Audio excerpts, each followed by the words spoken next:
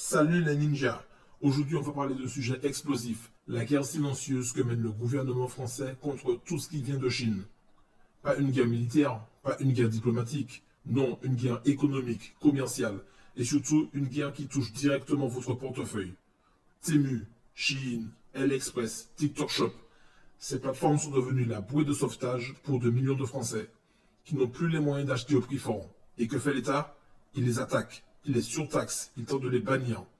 Tout ça au nom de grands principes.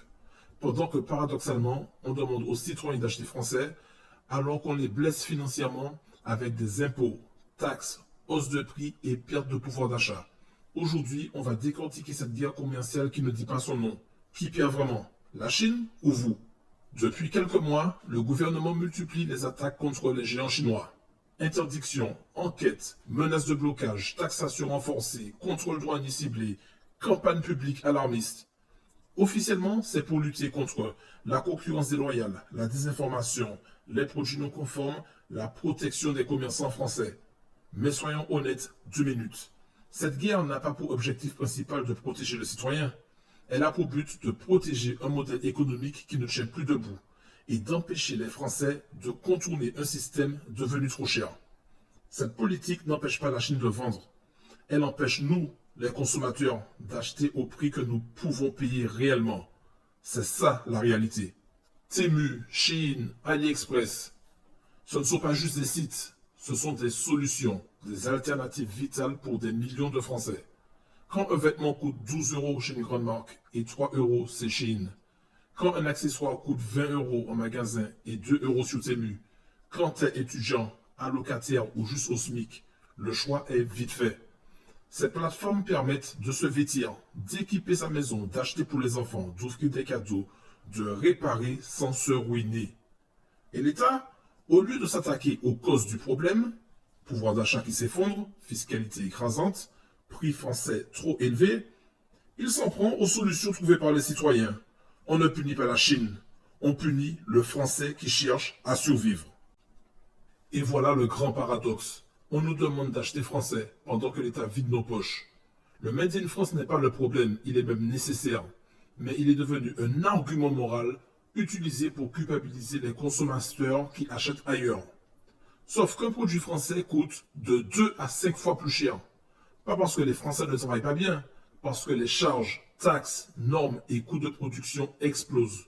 On nous dit, il faut sauver l'emploi français, voyons. Mais comment sauver l'emploi français si personne ne peut s'offrir les produits français? Le gouvernement veut nous obliger à acheter local, tout en rendant cet achat financièrement impossible.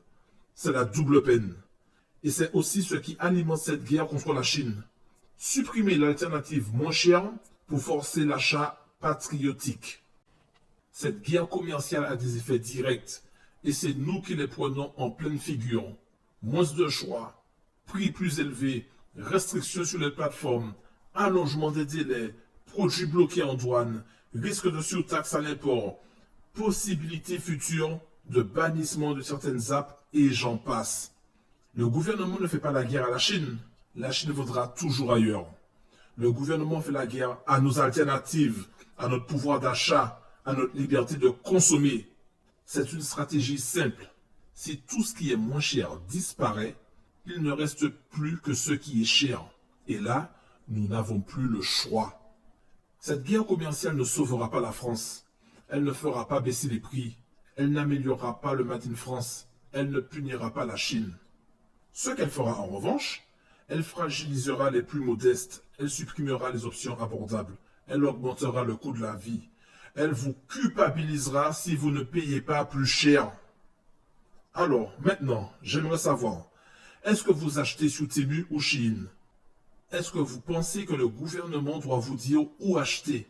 Est-ce que vous trouvez le Made in France trop cher pour votre budget? Dites-le moi en commentaire. Partagez la vidéo si vous pensez que cette guerre commerciale est injuste. Et surtout, abonnez-vous. Ici, on dit ce que certains ne veulent pas entendre. À bientôt les ninjas. C'était le Ninja Citoyen, toujours là pour défendre votre portefeuille et vos libertés. Au revoir.